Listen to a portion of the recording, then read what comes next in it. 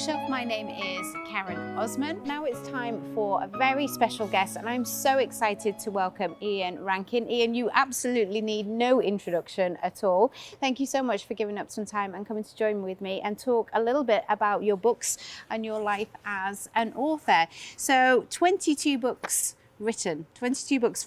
Your latest, of course, is In a House of Lies, which is the latest John Rebus novel. Now, what I find really interesting is that in your very first manuscript, you actually killed John Rebus off. So what is the future for John? What do you envisage happening to him in the future? Thanks, Karen. You're right. I killed him off. I bumped him off in the first version of the book, and then decided to bring him back to life and have him injured but not killed.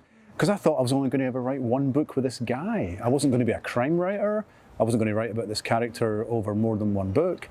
And I thought I was done with him after the first book, but he just refused to leave the building. He stayed in my head. And I decided soon afterwards that a detective is a really good way of looking at the world, looking at society, looking at a city.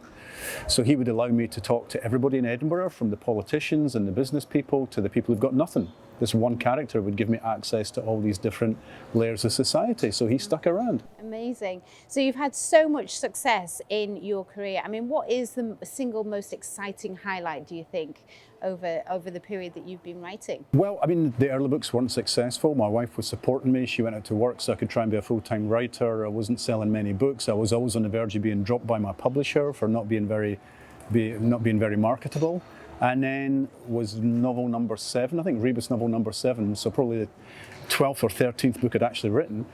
And it won the Gold Dagger Award for the best crime novel published that year. And that gave me the confidence that I knew what I was doing, gave my publisher the confidence I knew what I was doing. They started to put a little bit of money into marketing and promotion and publicity.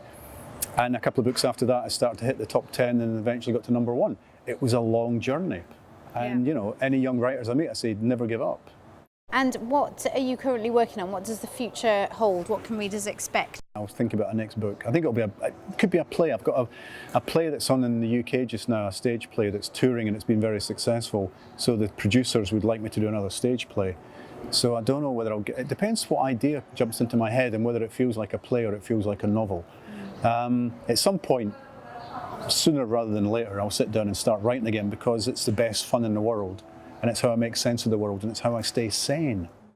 So we've had a couple of questions from some Facebook users who are part of a crime book club, and one of them is asking about TV rights to John Rebus. Is there any updates that you can share on that? A TV producer said, look, we're interested in trying it again and doing it long form this time. So they've brought in a screenwriter. He's done a 2-hour pilot. We think it's a great pilot. So it's off with the TV stations just now, seeing if anybody wants to green light it, and hopefully next year we might see Rebus back on screen again, done properly. Yeah, fingers crossed. And one more question, future books focusing on Siobhan Clarke, anything in the pipeline there? I mean, Siobhan Clarke's a terrific character. I love her to bits. She's a professional police detective. Unlike Rebus, he's now retired. I would love to do her book. But the first thing I get is a theme I want to explore. Then I get a plot that allows me to explore that theme. Then I say which character is the best character to tell the story. And so far it hasn't been her. But one of these days, hopefully I'll get a story that feels like it's her storyline and she can come to the fore. Yeah, well, your readers are wanting that. Ian, thank you so much. It's been an absolute pleasure to talk to you. I look forward to seeing you again next week.